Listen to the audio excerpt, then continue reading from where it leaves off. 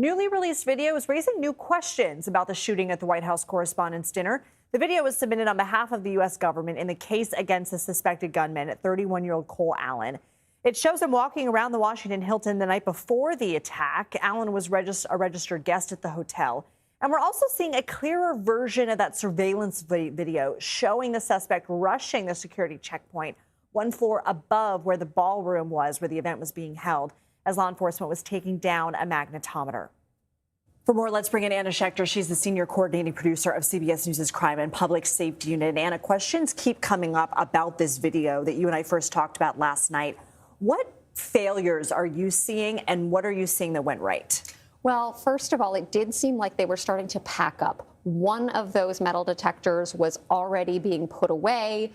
They seemed kind of relaxed. The sense I get from watching that is that they were wrapping up. Everyone who was supposed to be in the ballroom was there. So for such a high-profile event, when you have the President of the United States and the entire cabinet in there and 2,500 people, other people in there, I don't know that that was the right posture. But what I will say is, in praise of that Secret Service officer who immediately raises his weapon and within points what, 2 seconds? Within 2 seconds, exactly. Our own team down in D.C. did that calculation. He is pointing it at the perpetrator, fires, misses. Like we've said before, it's easy to play Monday morning quarterback and look at that. But that, to me, looked right.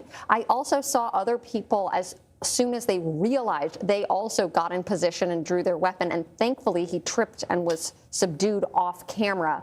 But I think just generally the relaxed posture, that is what I think going back, they would have done it differently. Let's get everybody's attention to where the white circle was there on that video. And that is where an officer is going with a canine. And, yes. And you had seen the suspect go into this doorway right there in the upper left side of the screen.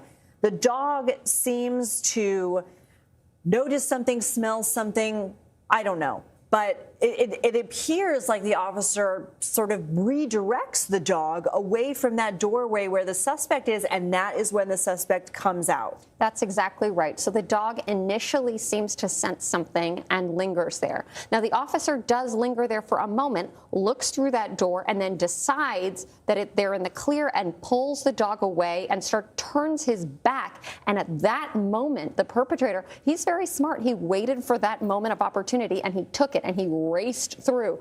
Only then does that officer turn back around and eventually does get into a sort of defensive posture, like he's ready to attack the situation with his training. So that is the moment that I am homing in on, because had that officer really taken it seriously, gone in there and seen the weapons on this person, I don't know that he would have rushed. Anna Schecter, thank you.